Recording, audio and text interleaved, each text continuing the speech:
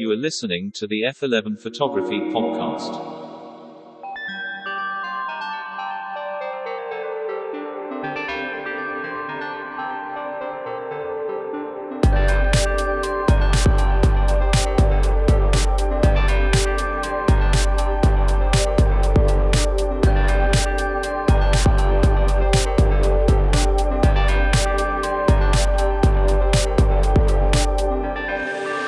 To the chasers of light, to the purveyors of pictures, to all of you watching and listening from around the world, this is the F11 Photography Podcast.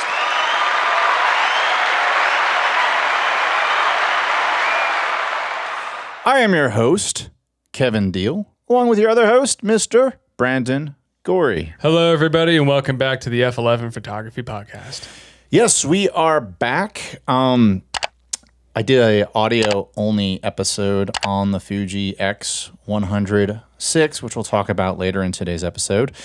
But yes, we are still navigating through being on both YouTube and in the Apple Spotify world, trying to get that best balance because two things happened this week.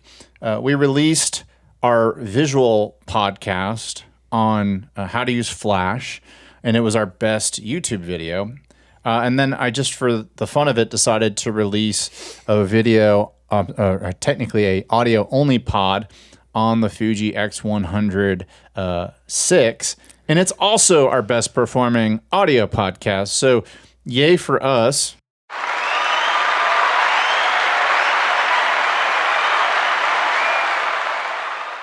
First and foremost, if you have stumbled upon us on YouTube and you're seeing us right now, this is a show.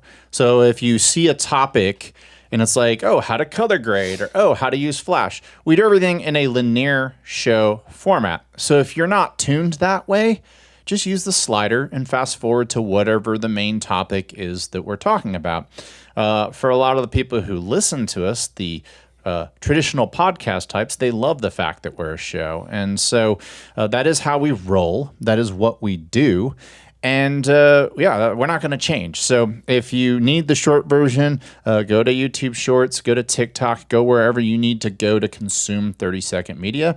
That's out there. That's just not what we're about. So we want to be very clear about that. So if you do stumble upon this and you go, man, I don't want to spend an hour learning about why I have to use Flash. Well, then you don't have to spend an hour learning about it. You can go somewhere else. And this isn't your YouTube channel or your podcast that you should tune into, because that's not what we're about. Right, Brandon? That's exactly right. See, Kevin and I, we like to talk about random shit sometimes, but we also love to go on and dive down some holes of photography, because Kevin and I are equally passionate about photography, but we are unequally distributed in that passion between the technical analysis of photographic gear and what makes a great photo versus the more lofty, abstract things that render us emotionally impacted by the work that we produce as well. What Brandon just said. Yeah. So, but yeah, that's our thing. So we had I mentioned that we had a cool episode on natural light, and we had some cool comments in that episode. I just want to highlight a couple. I want to thank. We had some people write in and say, thanks, guys. Great podcast. So thank you for that. Another one, a gentleman from Denton, Texas, which is kind of up by where I grew up, loves our pod. Another person in there saying they're more of a natural light person, but they understand why they need to use Flash. We also had somebody write in and say that we're in the wrong decade. Flash is dead. So if you're watching this and you're scratching your head and you're looking at your bank account because using Flash makes you money, you're just as confused as we are. Kevin, that's a wildlife photographer who said that.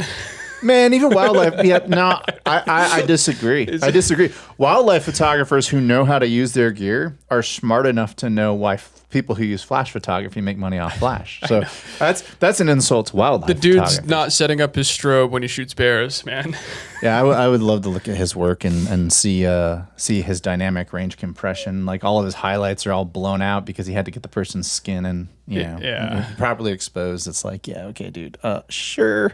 But anyway, Thank you to all of you who have written in and talked about why you like our pod. Thank you so much. So, and to the people who don't like our pod, we're so sorry. Especially to the guy who said that they don't have an hour to listen to. Have somebody tell them why they need to use Flash. Don't tune in. Yeah, or just learn how to use a slider. We talked about that in the last episode. So the Dunning-Kruger is strong with some. So, all right, let's get to today's sponsor. Today's episode is sponsored by Gamut. Are you looking for world-class cinematic video LUTs? Check out Gamut. Whether you're shooting on Sony, Canon, Panasonic, Nikon, DJI, or Blackmagic, their conversion LUTs bring all your footage to the same starting place. That's right, if you're shooting a wedding and one of your cameras is Canon, and the other's Nikon, the footage will all end up looking the same. And don't worry, Fuji users, help is on the way. I've actually been in contact with Gamut, and they're telling me that they are working on LUTs for Fuji.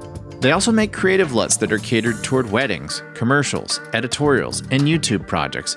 Gamut now also offers movie barcode generators.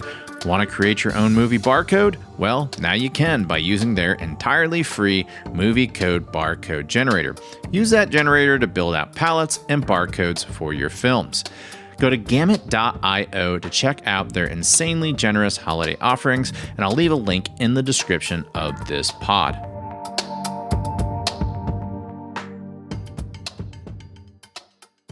This is Andy Pham, and you're listening to the F11 Photography Podcast.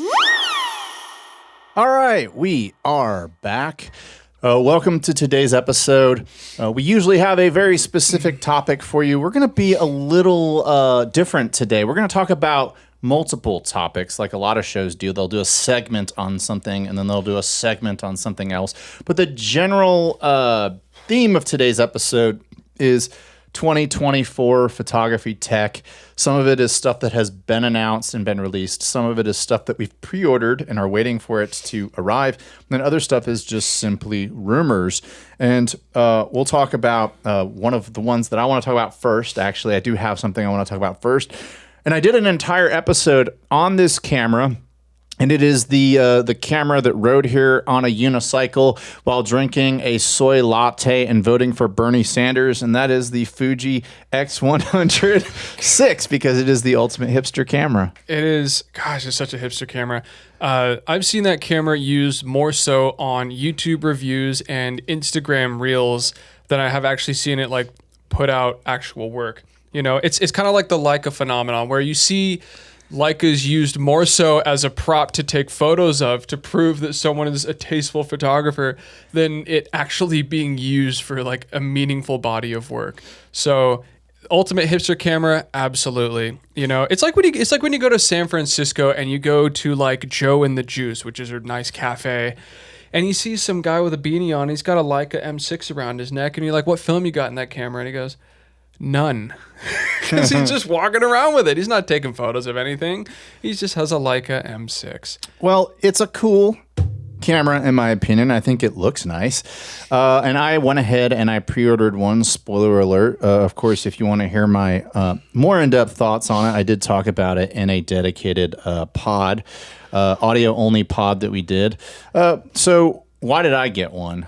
So the reason I got one is, in addition to portrait photography, I also shoot street photography, and 35 millimeter is my go-to focal length. We've talked about it on this pod, that 35 millimeter, like it's the ultimate storytelling lens. And, you know, I've taken 24 to 105s on vacation with me in the full frame world and all that. But when I go back and I look at all my favorite shots, they were almost all taken on a 35 millimeter. So I'm like, well, why don't you stop being the technical guy who worries about what lens you're using and just like, here's what you have, go do it. And so that's part of the reason I got it. The other reason I got it is when I'm out doing YouTube episodes, I have multiple cameras with me and size is a premium. And this thing has a lot of stuff in it for not a lot of size. The fact that it has internal ND filters and internal IBIS on it to me is very cool. Now, I don't know if all X100s have had internal ND filters, but I know at least the X105, the V did. And so having internal ND filters is something you only get out of cinema cameras. So to have a little pocket camera, a little hipster camera, now I bet you like most people who have X100s don't even know what the ND filter does on it. But Yeah, it's interesting because it's a camera that looks solely geared towards street photography. Lugging it around in a new place and playing around with color functions straight out of the camera. It's kind of like a Coleman camping stove. It's not meant to be in studio. You're not meant to do anything crazy with it. It's not meant to produce any like really heavy work. It's meant to be carried around. Have a lot of like color functioning, have a lot of like film preset functions, a lot of black and white preset functions, and it's just meant to capture shapes and life as you see it, and it does it really well from what I understand. yeah, there's a big community of people who use the X100s that they put like mist filters on it. They don't want it sharp. They want it to look more like film. I don't know if I'm going to quite use it that way. We'll see. But I stayed up late. Tokyo, out of Tokyo, Fuji did their X Summit. And it started at like 11:30 p.m. And right at midnight, they announced the X100 And I saw it for pre-order on B&H. And I was like, 48-hour shipping. I just immediately said buy, just to see what would happen. And my order went from back ordered to new order. I don't know what jargon B&H uses, but if I'm lucky, it ships on Wednesday. It'll arrive on Friday, and then I depart for Las Vegas on Sunday, which is 7 days from the day that we record this pod. I'm going to the WPPI show.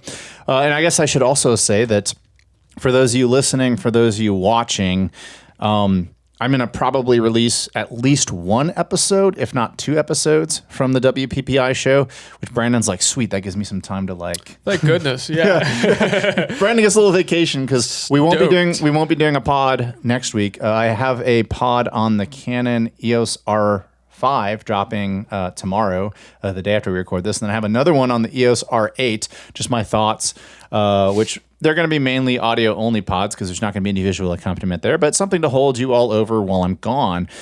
And so I'm going to go out to the WPPI show. I already have some interviews lined up with Cheetah Stand and some of our other partners that we work alongside with this pod. And so, yeah, I doubt I'm going to get Nikon, or I doubt I'm going to get Canon to play ball because they don't want to talk to us. They'd be like, so Canon, how do you have a mount that's a half a decade old and no prime lenses, and the L mount that are your L series of your RF mount that are wider than 50 millimeters? They'd be like, fuck you, dude. Well, now that we've said it on air, we know for sure we're not getting anything from Canon. They don't. They're one of the most tight-lipped companies out there anyway. But it would all be speculative talk anyway. But we are going to talk about Canon stuff later in today's episode. But if I end up getting that X100 I will start my review on the spot in Vegas.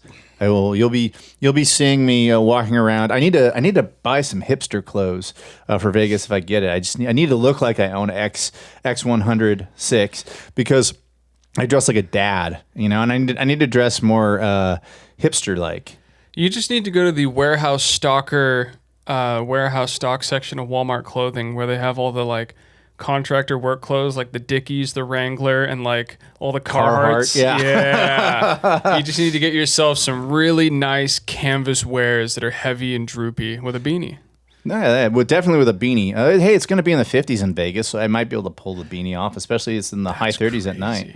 Yeah. So that's one piece of tech I want to talk about that I'm anticipating in 2024. It may very well be the camera of the year, not because it's the best camera of the year, but just the one that has the most hype behind it. And I can already tell you, I don't even own it. I've never used it, but I can already tell you, as somebody who owns a lot of cameras, it's definitely going to be overrated, but it's going to have some features I think are going to be cool, or I can sell it for a profit because nobody can find it if I end up even getting it. So that's so true. Whoa, wait. Is that still on back order in most places?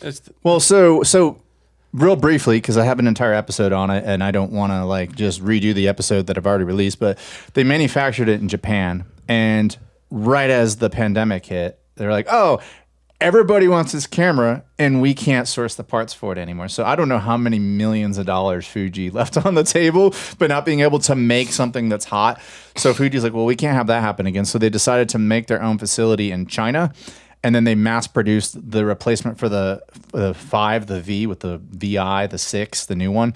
And so apparently they already made a bunch of them. They're already ready to go and they've already arrived at places, but they can't actually be released till Wednesday. So how many orders they put in versus how many they have ready to go, I don't know what that whole situation is, but apparently they're going to be better and more ready to go than they were last time. So I ordered mine right at midnight.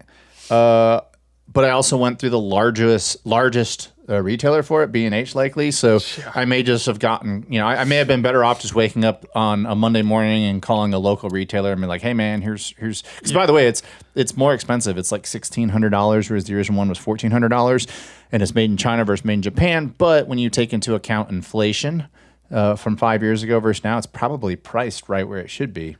Compared to what everything else is doing right now. So yeah, it kind of makes you wonder, like, obviously B&H being a massive distributor, like what kind of contract do they have with Fuji, if at all? Like, okay, you're making this, we want X amount of share of this, like immediately ready for like back inventory so that we can just sell to people. You know what I mean? Yeah, definitely. So yeah, we'll see what happens with that. But I'm not going to beat that horse because I already have an entire episode devoted toward it. Let's shift focus in our talk to Nikon right now, because didn't Nikon release a firmware update for the Z8, which we are now recording ourselves on in crisp 4K 30 frames per second? Yeah, that's actually kind of funny you mentioned that. Yeah, welcome guys. You are being recorded on the Z8, and the Nikon just released a new firmware update for the Z8. It is firmware update number 2.00 from 1.01. This is a big deal because basically what it does is it's taking a lot of the technologies from the Z9 and then some and applying it to the Z8. So you've got the same sensor as the Z9 in the Z8, and now you have a lot of the firmware capabilities that made the Z9 the flagship camera. I'm not going to go over all of them because they're tedious and they're detailed, but I will go over some of the main ones. And the major one that a lot of people have been talking about, that I have absolutely no interest in because I shoot models and that kind of stuff.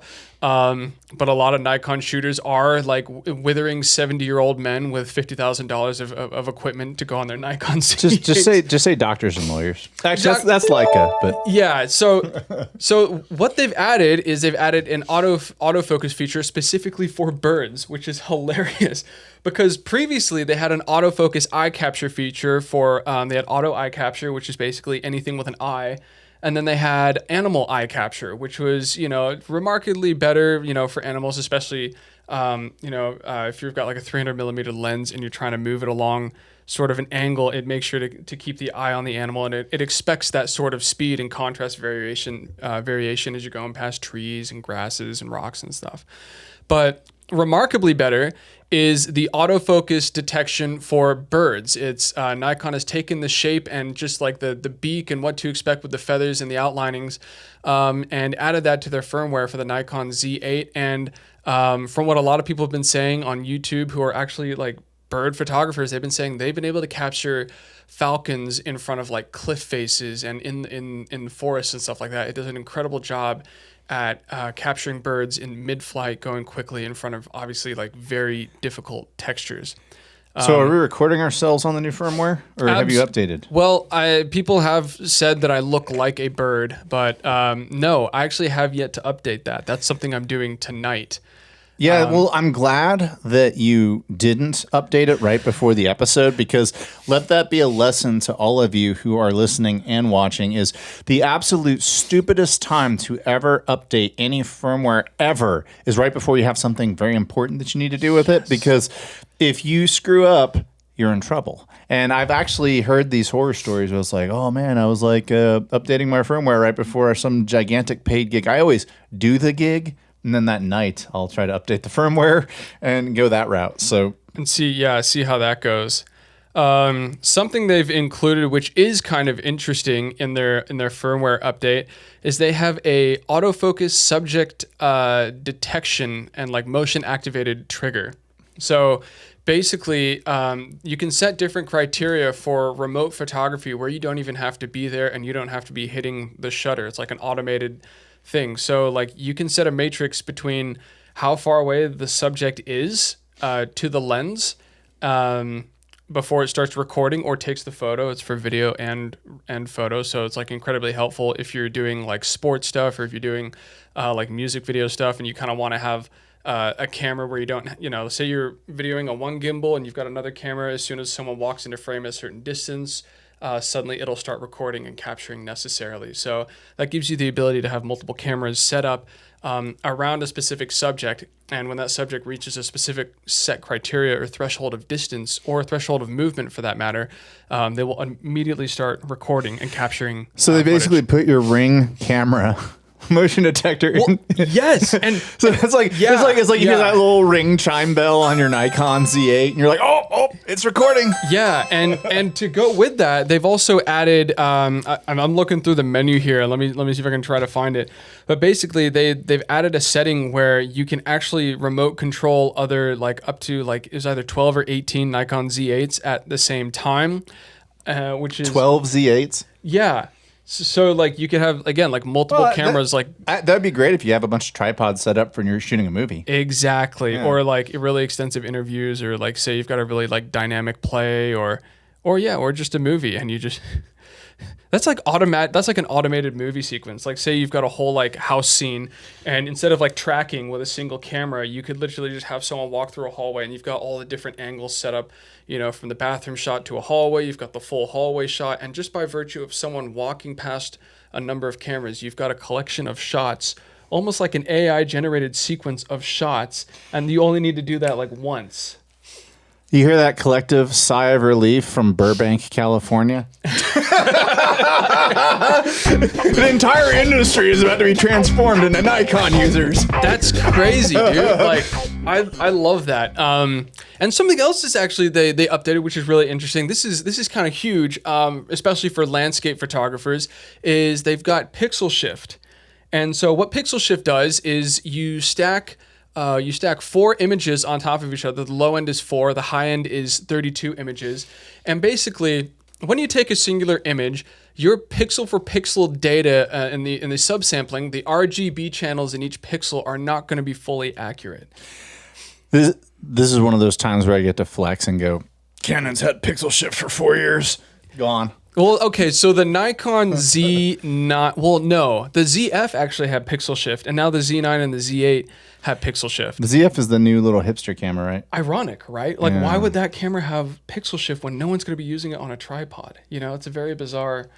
So they're probably just testing it out to make sure it doesn't suck before they try it on a bigger camera. They try it on the shitty hipster version, so that where they know that no one's going to look at the technical aspects of the camera because they're just buying it for their kids. The Nikon Nikon X100. I can't talk bad about the ZF because it's a hot camera and there's a lot of people using it who aren't 6 years old, so I can't.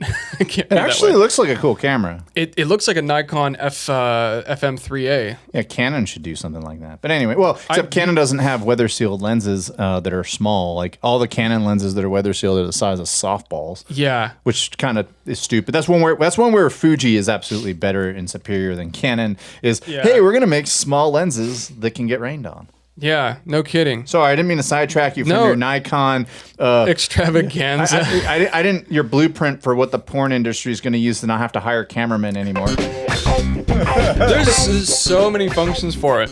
But no, okay, I want to talk more about the pixel shifting. So what makes this really cool is that you can stack 4 images on top of each other and you'll get a much higher RGB color accuracy out of the sensor. Now, obviously, this is something where you don't want a lot of movement, otherwise it's not going to track the pixels so well. But if you're a landscape photographer, if you're an astrophotographer, or if you're shooting automotive and you're shooting on tripods and you're doing longer shutter speeds to kind of absorb as much pixel data as possible, this is going to be extremely helpful for you, where you don't have to do those high shutter speeds. You can shoot at a regular shutter speed like 1/500, 1/250 of a second, and still get that same saturation of your sensor by stacking images on top of each other. So if you have a bunch of pixels, you've got a mountain range, and you've got like, obviously the color right out of camera is great. If you stack 4 of those on top of each other, any sort of like pockets of color that are lacking, there's going to be that full accuracy of subsampling based on the highest. Based on the most effectiveness that the sensor could possibly be. But you're just basically maximizing your sensor out at that point. You know what camera has that? Canon? Well, yes. VR5? So does this. Yes, it does, but so does the Fuji GFX. Does it really? Yeah, think about how large those files are. Does it stack in camera? Because the Nikon doesn't stack in camera. I actually don't know the answer to that because I don't use that feature because I shoot people. I'm assuming it does, but I don't know. I don't know. I don't actually. I don't think it does. I have to. I'm going to put the answer below because I don't know. Yeah, well, yeah, and like to talk more about the data and like the quality of the image itself is at 32 stacked images, it gets up to 180 megabyte photo. So it's a big, chunky, delicious photo, and the zoom in, like being able to zoom in, it's fantastic. I gotta do another flex. Do you know how many megabytes one photo is on my GFX? Bro, okay, your 202. GFX is like a Panzer tank. It's slow and powerful, but that GFX 2, that's what I'm interested. I'm interested in seeing the autofocus capability on that GFX 2. I'm going to WPPI next week, and Fuji will be there. And if they have a GFX 102, I will try it out. And I will tell you that Fuji actually, and this is just a little side tangent on Fuji, I think Fuji's tracking is actually very good. It's what happens after the tracking as to why Fuji lacks. So, and all of a sudden you press your shutter release and it's like, oh, I'm going to throw this out of focus. Well, no, I gave you a manual focus. Yeah, that's right. For those of you who are new to this pod, we did a swap episode where I surprised Brandon and I gave him the GFX and a Mamiya RB67 manual focus lens and said, go take pictures with this. It was the biggest dick move I've ever pulled on Brandon. So let me add some context to that situation. We were at a model shoot meet and greet where I was meeting a whole bunch of people I'd never shot before, and they were expecting quality images from that shoot. And Kevin gives me this like 5-pound like contraption, and if you don't know how a Mamiya RB67 lens focuses with all the adapters going to Fuji, it's not just a single focusing ring with a medium format sort of like slim depth of field. Kevin gave me a manual beveling system to focus. It wasn't a regular focus, it was a beveling system. So the focus was incredibly sharp, and if I wasn't holding onto that ring, I could knock the focus out, and it would knock it so much that the whole like screen went black. What do you mean the aperture? Well, the aperture is a little ring. Yeah. So like if you're used to using old school leaf shutter cameras, you'd have a stepped aperture ring, and I click from 5, 6, and then it'd be like in third stop increments. Well, the photo deox adapter I gave him was just a variable, and it wasn't like a 270 degree throw. It was like a 10 degree throw from f32 to like f what is that, like f3.8 I think. It was like boom. It was like boom. Yeah, F2, 10 degrees would get F30, you through the entire range. F30. It was ridiculous. It was awesome. It was a great prank I played on Brendan. He still got a couple of usable pictures, but only a couple. Barely. Yeah, but I wasn't much better because you gave me your Z6, which, if you ever want to get someone to not like Nikon, like, here, try to focus with this autofocus camera, and you'd be like, oh my God. I gave Kevin the Z6 where the focusing point was the smallest setting it could possibly have, which makes it the most difficult to focus. So I basically gave Kevin a mirrorless hunting machine where like every time he tried to focus, it would... It hunted. It definitely hunted, and it definitely missed, so... Yeah.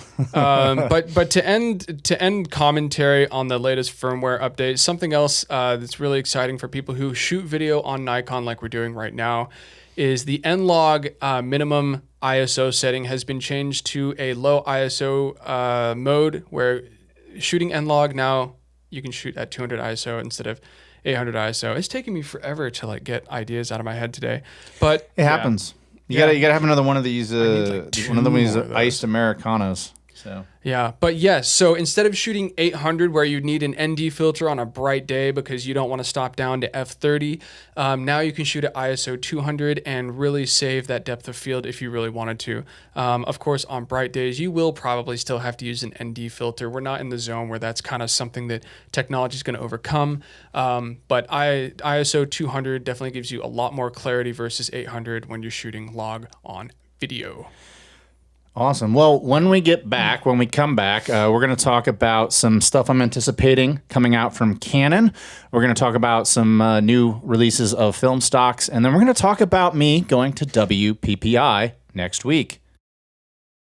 I'm pleased to announce that I'm launching 3 Capture One style packs: Metamorphic Portraits, The Sound of Silver, and Rangefinder. These will eventually also be available for Lightroom, so if you go to kevindealphotography.com, scroll to the bottom of the homepage, and join my mailing list, I promise I won't send you spam, but I will let you know the second these release. And now, on to today's episode. Hey, this is Malika Graddick, and you're listening to the F11 Photography Podcast. All right, we are back, and I want to talk about some stuff that's being anticipated from Canon. So apparently, Canon is coming out with 2 new cameras this year, 2 big stills cameras this year. Apparently, there's rumors they're coming out with new cinema cameras, which wouldn't surprise me. But they're also coming out supposedly with 2 new stills cameras. If I'm lucky, if we're all lucky, maybe they'll announce it before WPPI, but the rumor is they're going to announce in April. One of them, I do expect both of them for different reasons. So one of them, they're looking to announce the Canon R1, which is going to be their flagship camera, which will be the response to what is the new Sony camera that just came out? The A9 or the A1? Well, Sony did some weird stuff. So like the A1 is their flagship camera still, but the A9 III or whatever it is the one with the global shutter, but it's not as good as the A1. So I'm not a Sony guy, so you can tell me about it in the comments below. But that's how I anticipate it. You actually, Kevin brought up to me the other day, he actually had a terrible experience shooting Sony files or editing Sony files. I did have a terrible experience editing Sony files. Yeah, wasn't a lot of fun. I don't understand the way that they do the colors, but I know people who shoot on Sony who do great photography. So clearly, I'm the issue, not the files. But I did let you see the files, and you had the same reaction that I did, and you were like, "Holy shit!" They must have been shooting on like Hyperlog Gamma or something. I don't know what it was, but there was some weirdness going on with the colors. But so the A1, the R1, I can speak English. Canon supposedly is coming out with an R1 by the Olympics, which makes sense because that's the vibe. It's the Olympic camera. Apparently it's going to shoot, and this is all rumors and all, you know how rumors are, but 240 frames per second. What's the point?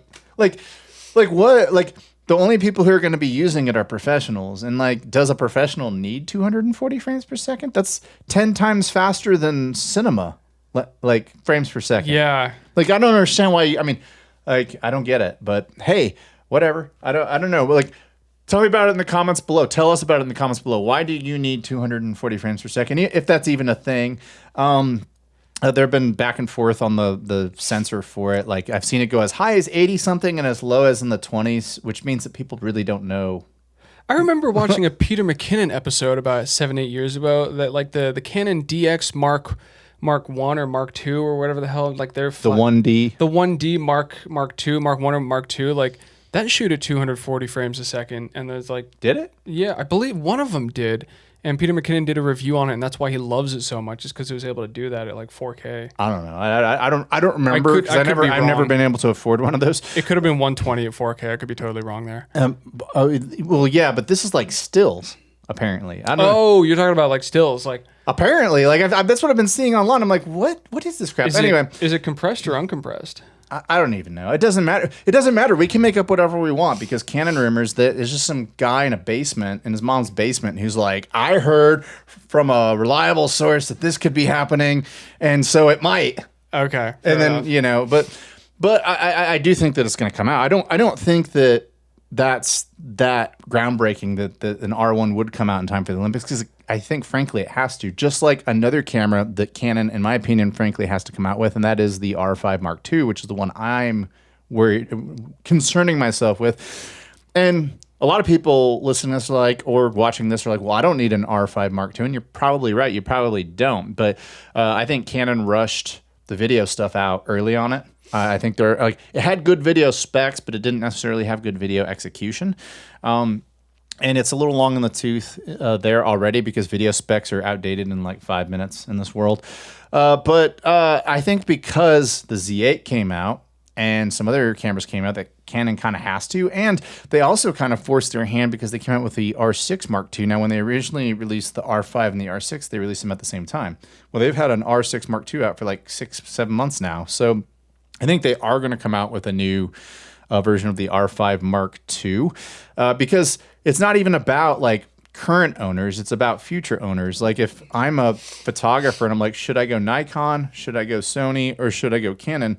What do all three systems have to offer? Well, if you're offering up the R5 in its current version at almost $4,000, and then I look at what the Z8 has at $4,000, and I look at what Sony has with their cameras at the similar price point, does that push me over to Canon? And for a lot of people who are new to the system, the answer may very well be no. Now, I already own an R5, so the only way I'm going to get pushed into an R5 Mark II is if they come out with some really like good stills features that push me over the edge. Although, because I'm shooting more video stuff for YouTube, the video features could push me over the edge, but it just depends. I mean, the nice thing for Canon is that they get to go last. So they can go, oh, well, Nikon's done this. Let's not release it yet. Let's fix this one thing. And, that's actually the nice thing about not going first. Usually Sony goes first. Usually Sony's like, we're going to push the tech and make you the guinea pig, so to speak. Yeah. And then Canon and Nikon react. And in this case, Nikon had their Z8 first. Although Canon did come out, I guess technically Canon was ahead of Nikon when the R5 originally came out. They had the better product, in my opinion. But and I'm not talking about subjective things like what do you think about the colors and all that. I'm just talking about if you look at the list of features, I do think the Z8 is a superior camera now to my R5, which is why I'm excited, because they're probably going to come out with a new R5 soon. I spent this whole time thinking about Sony and why I just could never shoot on a Sony. And I'm just like, I'm not a big camera beef guy, but I like Canon. I like the way colors are produced out of Canon. Nikon, I love the sort of flat profile that Nikon's known for. They're actually improving that with a rich portrait mode color profile, probably to compete with Canon, because Canon is known for just such rich, great colors, even in RAW.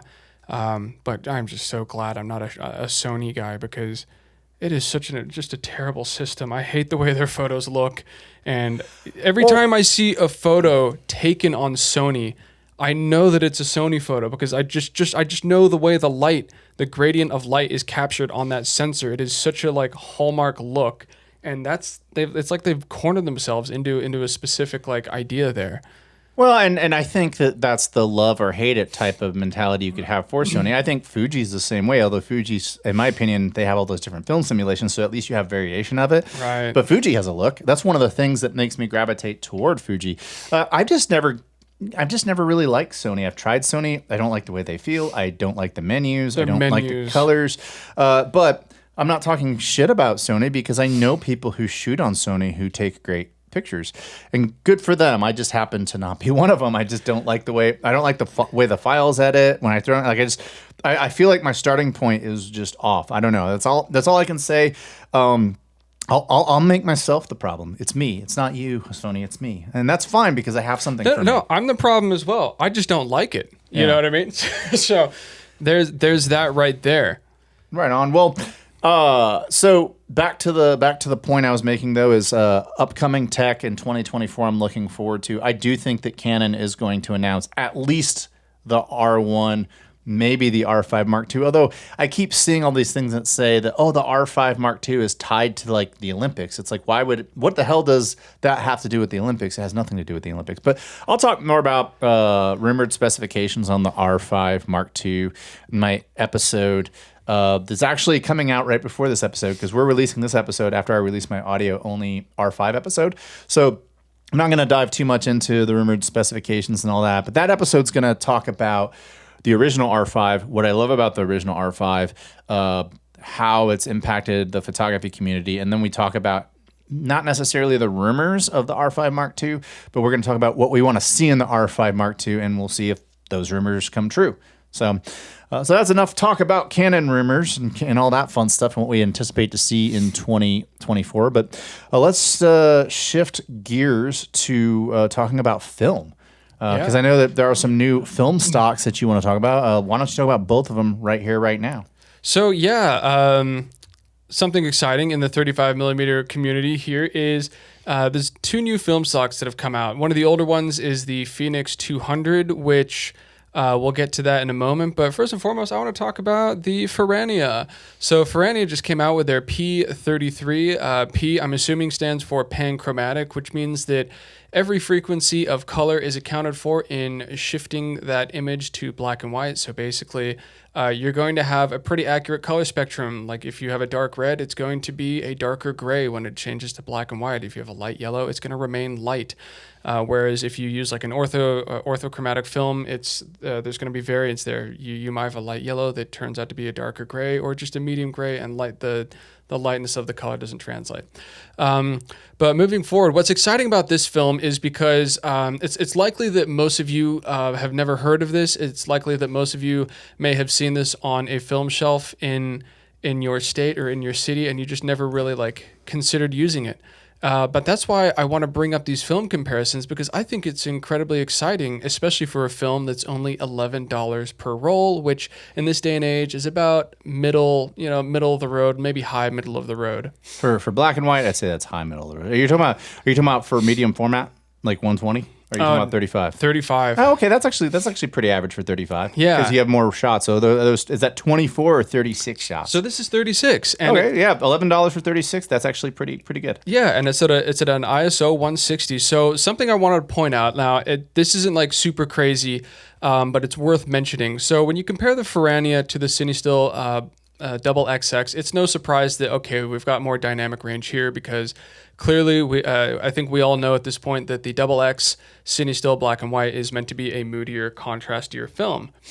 However, when you compare the Firmware P33 with Ilford FP4, which is 125, you'll notice that it has a nicer dynamic range in the shadows, and it's noticeably it's very pleasant compared to Ilford FP4 at 125. You can see how well it competes with another film stock that is known for fine grain and great dynamic range in the shadows. I'm a big Ilford guy, but my least favorite Ilford film stock is FP4. Really? Yeah, I'm a Delta and an HP5 guy. I personally am an HP5 guy for sure. But yeah, FP4 has always just been too dark in the blacks or something for me. Yeah. It's just a little rougher looking, whereas I found that your mid-tonal stuff on Delta that's what I love. And if I do want it to be a little punchier and obviously have more latitude, then that's what that HP5 is for. I always find the FP4 is the odd man out for me. Yeah, I never use the FP4. I have a bunch sitting in my fridge and it just sits there. Maybe we'll give it away to somebody. We'll do a giveaway for the pod or something. Yeah. That way it goes to a loving home. I love how I'm trying to show a comparison between the P33 and the FP4, and we both basically came to the conclusion that we never use the FP4. But it is a great way to test basically. Well, I like the way that the P33 looks better. Yeah, it's got a nicer. It's just got more detail. So normally I wouldn't care about a new film coming from Firmware because they're not exactly the most known film stock out there. But what is really interesting is to see, how does it stand with some of Ilford's stocks, and it does seem to have a really, really great output for what it is. I would like to see it compared to HP5, to be honest. I would like to see how it works versus that. Yeah, same here. But the shot of the model, the woman, I much preferred the shot that was on the left earlier. I thought it was better. So, speaking of Ilford, don't they have a new film stock that just came out, or is it? So it's Harman. I'm trying to find the photos here. Harman, which don't they? They make Ilford. I think Ilford is the specific. I don't know what the difference is.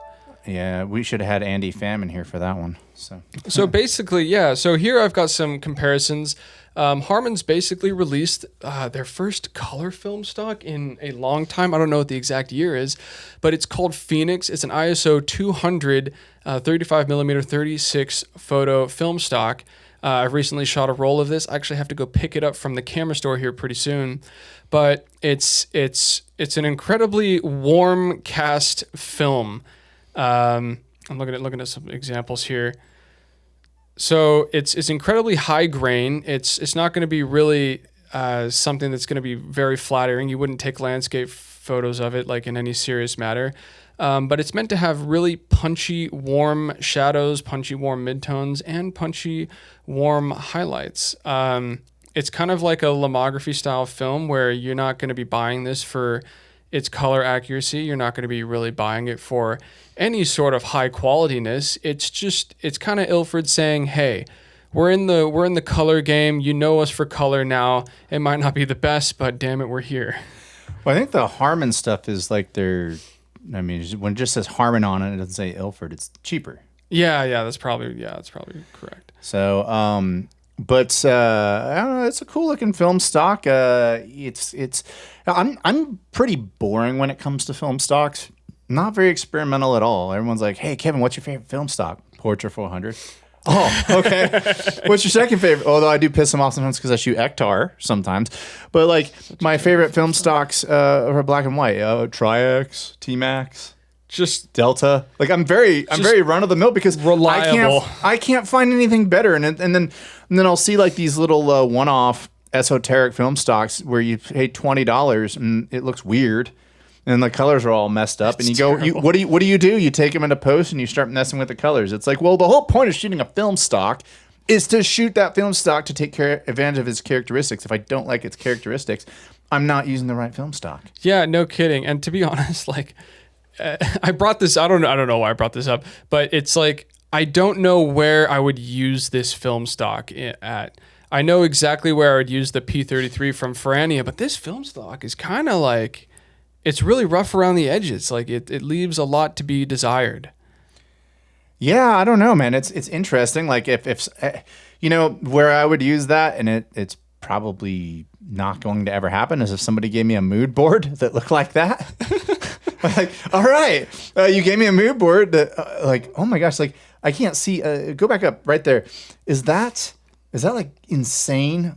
Like halation, that's and crazy bloom halation effect going on there right now. Oh my god, like that is, yeah. That looks like when you take it into Dehancer and you like take that slider and just peg it over. It looks like digitally enhanced halation. Yeah, that looks pretty hardcore. But yeah, so that's okay. So if you want to take all the weird quirkiness of film and just I think the reason it looks so bad is because it doesn't look like film. It looks like a digital version. It looks like it looks like really bad film simulations. Yeah, or like when Instagram released their first filter pack in like 2012 or whatever. It looks like that kind of like quirky film photo look, not even like a real film photo look. Yeah, because in my opinion, gosh, those highlights are just yuck. I would rather, when I look at, you know what that makes me want to do? That makes me want to go shoot Portra 400. because Portra 400 is so much more forgiving when you overexpose it. Like that, yeah. It's like, hey, do you want your colors to pop even more? Oh, yeah. Okay. Well, we'll shoot on Portra 400 and it'll look better. Yeah, those just look like, ooh. Like, yeah, that's so gnarly. It's like, I don't know, like I went to Disney World and you go into like the Small World ride and all the like costumes are starting to wear after 45 years and it just like the colors are starting to fade out. That's like the film equivalent of like the Small World ride that needs to be updated. It's so bizarre. It looks like 50-year-old film. It like this is all shot within the last 4 months and yet it looks like it's been dated for so long. So are you looking forward to this? You just shot it, right? I just shot it on a big hiking trip. We summited a peak at Big Bend National Park, and I took a lot of photos of my brothers in the wilderness during bright sunny days. So you're anticipating this to look really terrible. this is gonna look awful. Yeah, I'm looking at it now. It's gonna look terrible. It's like all the things that we just said don't do. Like, don't shoot landscapes on it. Brandon shot landscapes on it. Don't shoot in the middle of the day. Well, if you've ever been to Big Bend, all that limestone and all that, like with the crazy highlights blowing out, sounds like you're gonna have some really. You're gonna have 36 really shitty frames, is what it sounds like. Every now and again, you put film into your 35 millimeter film camera, and you just don't care. You just assume that because it's film in my camera, this is just gonna look nostalgic and fun. Your thinking cap is off. You're on vacation, and you just do that. And now that I'm looking at the actual results on the internet, this is not gonna look good. This is gonna look terrible. This is gonna go in a Google Drive somewhere, and I'm gonna view it about once a year and never do anything with it. Right on. Well, I want to shift gears to something that I'm working on. Ooh, what's that over there? So first and foremost, I have a YouTube channel. It just why does it want me to sign into my Intuit account? Sorry, folks. All right, so I have a YouTube channel that I run in addition to this channel, and I do gear reviews. And I have a lot of companies who reach out to me from China who want me to review their lenses. And there's this company called Brighton Star, and they have a 50 millimeter 0.95. That's. I mean, we all know that this is going to be chromatic aberration hell, but you can't pass up the opportunity at reviewing a 0.95 lens. So the best part about this whole website is they're English. So super large aperture auroras. Okay, cool. I don't know what that means. Integrated light shield, moral experience. That's so. No, this is the best part. This is the best part. They want to call it the Eye of the Night God. So yes, the Eye of the Night God. And you know what though? Happy Chinese New Year. You know what though? It sounds like I'm making fun of them, and for their English translator, I am. But I've noticed that a lot of these quirky lenses that come from China actually do some really cool stuff. Like TT Artisan has reached out to me. I've gotten some really great results with that. It's going to be a manual focus lens. I told him, I was like, hey, I'm going to Vegas next week. If you want to give me a 0.95 maximum aperture lens, this is the time to do it, because I can go to like Fremont Street and see all the sketchy characters out there and get some good bokeh at 0.95 with a 50 mil. I'm hoping that happens. That's one of the things I've been up to. But we're kind of shifting gears into the WPPI show. And some new stuff that's coming out. I'm also going to be testing out this guy right here, the A1 from Aparo. Now, I've done a lot of reviews of LED lights. One of the reasons why this LED light stands out to me is it actually uses magnetic charging, which is cool. It's an RGB light, and then it has these skins you can put over it for diffusion. And so I'm like, oh, I'll take that with me out there, and I'll try to use it as a video light, and I think that'll be cool. But some other new product announcements that are of note is that Profoto just announced, let me see if I can find it. They just announced a new softbox setup that folds up. And like all Profoto stuff, it's massively overpriced. So $449 for a strip softbox. Great. I love Profoto. I use Profoto. I think that their lights are a little overpriced, but they're good lights.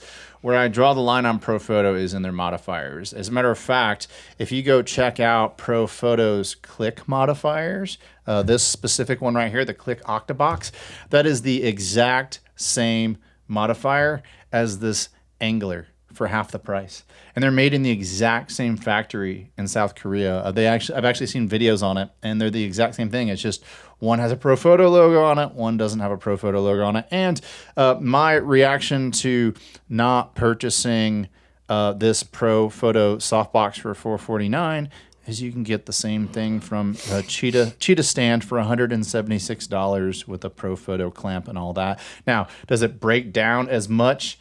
No. Am I going to talk to Cheetah Stand next week to see if they can make something similar? Yes. Because it's just like, that's the one place where like I draw my line on Profoto is just so, it's like the modifiers are way overpriced. Yeah. Interjecting on a completely tangential idea, they should make a Google extension where when you're about to buy something on Amazon, wherever, they show you other options that are sourced from the same exact factory. That would be hard to track, but I would love to see them do it because... Well, it's all coming out of Shenzhen and Guangdong, China. So although Profoto and Angler make theirs in South Korea. So Okay. but which South Korea makes good stuff. I mean, in general, like, so I'm not shitting on the quality of the Profoto modifiers. I'm just saying that you can get the exact same modifiers with a different logo on them for half the price. It's not that they're bad modifiers. It's just that you can get similar modifiers for half the price. Yeah. And at the end of the day, the color difference is going to be, most photographers can't even tell, let alone clients. So well, the no reason one's going to know. the reason why I want to harp on so much that they are the exact same materials, because if you hear somebody say, "Oh, well, the Profoto modifiers are better built," that is bullshit. Because they're the same exact modifiers. They're built in the same factory. The only thing that's different on their click modifier is they changed the handle up versus the angler. But if you put both of those softboxes in your hand, they're the same softbox. Literally the same material, everything. Their spokes are black and the other ones are white. Like, that's not a quality difference. It's a color difference. So That's a hella good YouTube video. Just buy a bunch of soft boxes that are built from the same factory and test them side by side, shot for shot. Marcus Pix has done that. Does he? The guy Marcus Pix, who has the bunker in his California compound, he's done that, and he's shown like Cheetah versus Glow versus Profoto, and he's shown you there's no difference, and it's. To me, the only reason I would purchase one modifier over another and pay more for it is if it's a better built modifier. Now, there are examples of that. Broncolor modifiers are amazing modifiers. That's also why they have a comma on the price tag. But for something that I'm going to go beat the hell out of on location, I don't know. I mean, I'm just not that dude. Like, I don't have a $2,800 budget for my softbox. Like Carl Taylor does. Yeah. Divide that by 10, that's about where I hang. Maybe even divide that by 20, and that's about where I hang. Yeah, but anyway, so I'm going to WPPI next week. I'm looking forward to seeing some new things that have come out. So obviously Fuji. I'm looking forward to going to Fuji's booth. I'm gonna definitely do some interviews with Fuji if I can pull that off. I think I can land Fuji. I don't think I can land Nikon. I don't think I can land Canon. I'm not going to be going by Sony's booth. So if you're a listener or viewer, I may go by and film like, hey, here's their new stuff or whatever. You know what? That's not true. If Sony has that new, what is it, A9 Mark III with the global shutter, I am going to go check that out. That would be interesting. That'll be interesting. I am going to go check that out. But when you look at the list of people who are going to be at WPPI, they're going to be there. Imagine is going to be there, which if you're not familiar with Imagine, they do the basically you can edit a wedding in 10 minutes. Oh, where it uses software. artificial intelligence to learn your Lightroom techniques. So I'm going to stop by that booth. Godox is going to be there. As a matter of fact, there's a lot of Flash companies who are going to be there. So to the person who said that Flash is dead, apparently they're still exhibiting at booths, so at trade shows.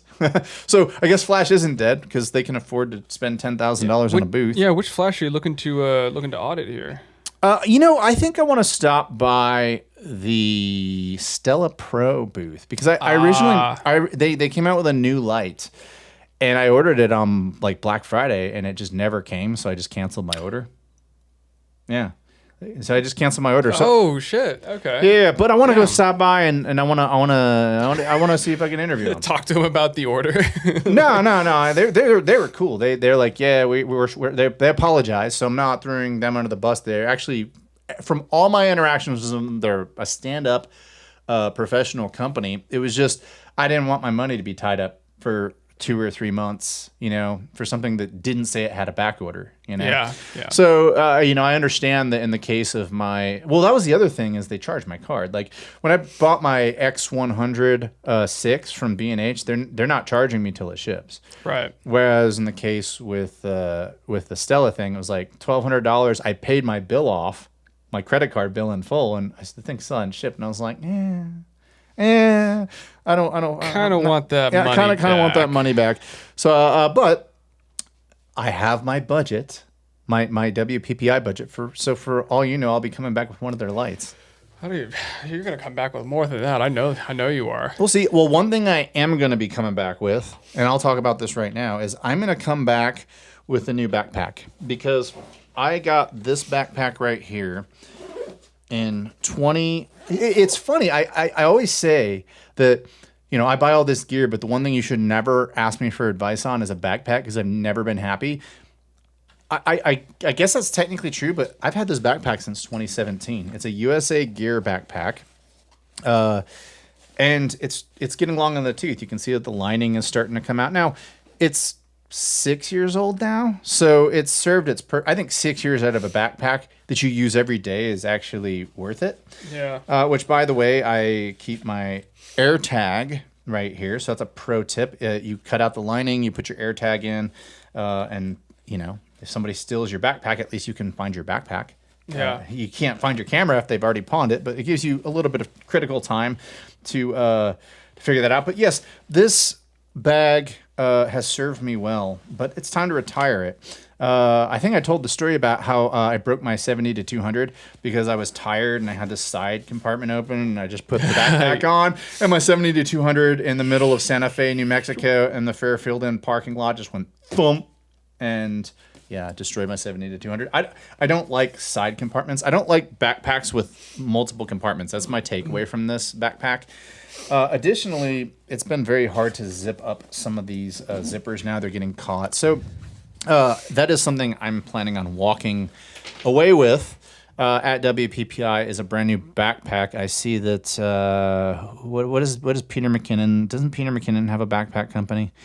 He's got so many companies. He's got a Nomadic, isn't that his back? That sounds like Yeah, Nomadic is going to be there. I So know maybe I'll he's got stop by those their lens booth. filters. Tamron's going to be there. So I'd love to see if maybe Tamron has some new lenses coming out, maybe for Fuji. And I guess they're coming out with stuff for Nikon now too. Doesn't Nikon have like some sort of maybe I'm thinking Sony. There's like a f2 lens that's like a really long range for that system. I don't remember what it was. It's kind of like a 24 to 70-ish type lens. But I'm definitely going to go by Photo Deox's booth because I've done some sponsorship stuff with them.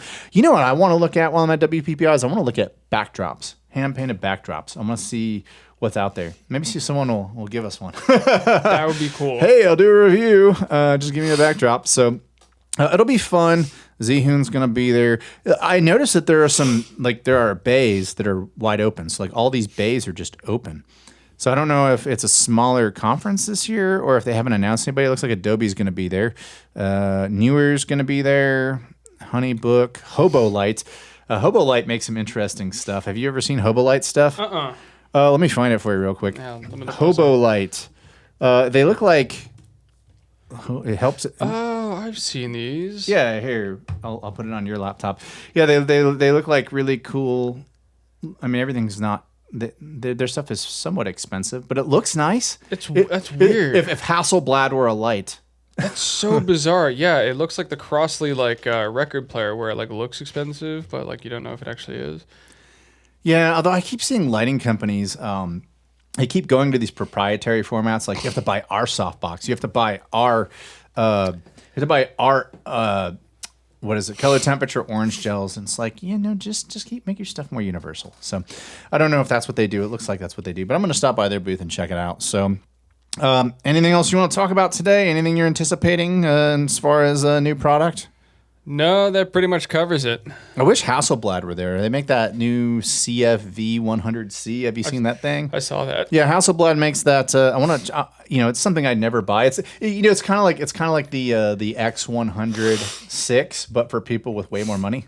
Okay, well, it's interesting because the actual body itself is basically a square that's like 3 or 4 millimeters thick with a handle.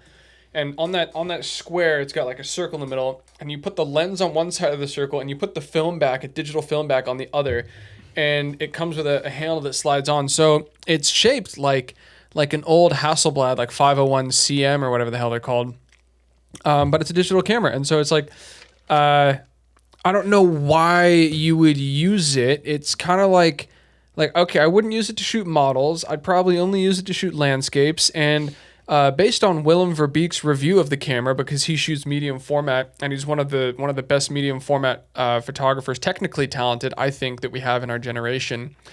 So I saw him use it, and I was kind of just like, okay, if he's using it on a tripod and he's getting some like blue hour shots of LA in contrast with the mountains and the purple sky, like I can see the use. I can see when you'd use that, the megapixels and the quality, but like other than that, it's not it's not known for its autofocusing, and it's not really known for its like usability. It's a touch screen, which I'd imagine could be a nightmare on the go. So I need to get my hands on one before I pass judgment. But for $8,200 for a body, I could definitely see that. I could definitely like I said. I think it kind of, to me, this is of course judging a book by its cover and not actually putting my hands on it. It kind of reminds me of what the X100 whole thing, the whole X100 culture, but for people with more money. Yeah, medium format X100 culture, so to speak. But I've also seen Manny Ortiz and other people say that they really love it, and so I don't know. I should get my hands on one. Hasselblad will never let me test one out, but it's like people buy those cameras to use them. They don't buy them to take photos. They buy them to use the cameras. It's like the old saying, like a DJ uses equipment to play music, an audiophile uses music to play equipment. Well, some people buy those cameras just to take pictures of those cameras and go look at the camera that I have next to a nice latte as well. Yeah, I'm so trendy. I spent $12,000 on a camera and a lens, and I don't even know how to compose a shot. Yeah. All right. Well, I think that'll wrap it up for our episode today. What are we on? 8, 9, whatever. I'll put it down at the bottom. 8. The Ocho. Season 2, episode number 8. That does it for today's episode. We thank each and every one of you for sticking around. Our next episodes that are going to be recorded video-wise are going to likely be from the WPPI show. It'll be interviews. It'll be me talking about new gear, fun stuff like that. So do stick around for that if you're wanting to look at some of the new releases coming out from all the different vendors. I'll be talking to them, and I'll be coming to you from WPPI. F11.com, F11pod.com, I can say it, is where you can find us. Until next time, chase light and not algorithms.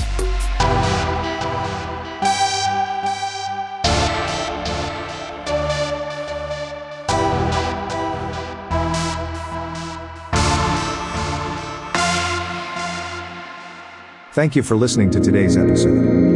For more information about this podcast, go to www.f11pod.com.